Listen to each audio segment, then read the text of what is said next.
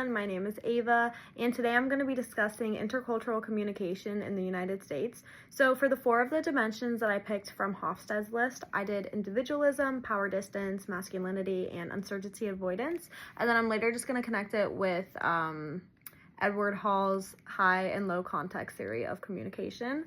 And then before I do start, I am a certified nursing assistant, a CNA, so I feel like I have a lot of great examples to connect as I go along the way. So that's definitely been fun for me to incorporate while I've been learning about all of these different concepts. So on to the first cultural dimension of individualism. I think that the US is a highly individualistic country. I think we've all been told from a very young age the core values of the world is your oyster, be yourself, follow your dreams. Those are all very independent values that I feel like are shaped later on in life with the success.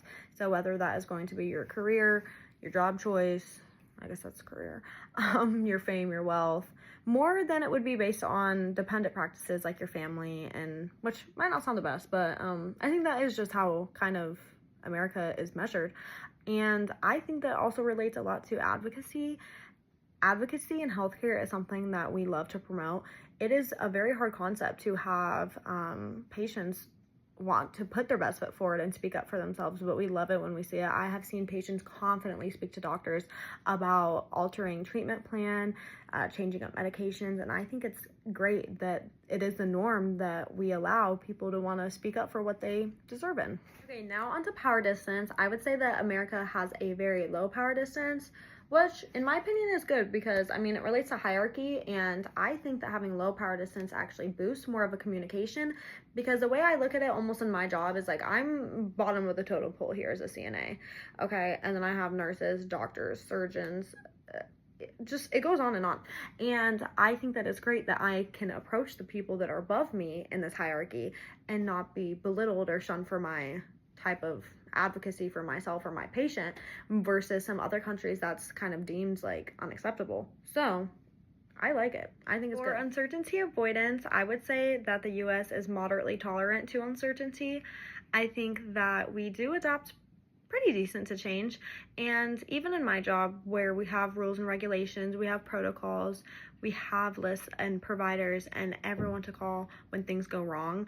Of course accidents are going to happen, emergencies are going to happen, and that kind of changes the environment for everybody, but I think it just depends on how well we adapt, which is pretty decent in my opinion. I know that COVID threw my hospital for a loop, but overall I would say that we adapted to that change pretty well. All right, on to the last cultural dimension of masculinity. I would say that the US is high on masculinity. If I could pick like one motto to sum up America, it would be to go big or go home, which I feel like is a value of masculinity. I think that a lot of people think that like you're only succeeding if you're winning, which is a very competition-based type of practice. And I think that it also stems back to individualism with independence, celebrating your personal achievements, standing up for yourself, all that good stuff kind of combines into it. I would say in my job, I definitely see it more and just more like on a performance type of metric where like people are getting more certifications or moving up to higher roles. Okay, now on to Edward Hall's theory of high and low context communication. I definitely see both ends of the spectrum, but I would say overall the US is a very low context type of country. We have direct, explicit communication. In my job with my coworkers, we need to make sure we have direct communication to avoid mistakes and to make sure we're all on the same page. However, with my patients in my healthcare job, I am definitely, I would say, more of on a high context type of communication level, because if you're in the hospital, you're experiencing a lot of pain. Not everyone can communicate that effectively, want to communicate that effectively, or in so much pain that they really physically just cannot. Or I also have a handful of patients that English is not their first language. So there's a lot of barriers that I have to work around. So I kind of just rely on gestures, eye contact, tone, and somehow get to a mutual understanding. It's definitely a challenge, but okay, for the article connection, I did under identity and differences under the MIT articles. I did French uproar over right to death for unborn, and it is attributed to Marlise Simons of the New York Times.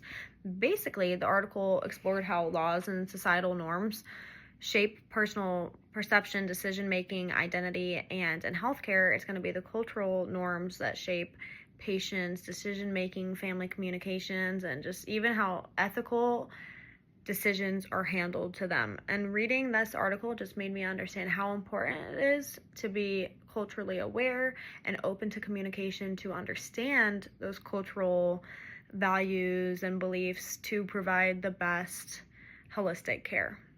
So that would be it. Thank you so much for watching my presentation, and I am so excited to watch your guys's.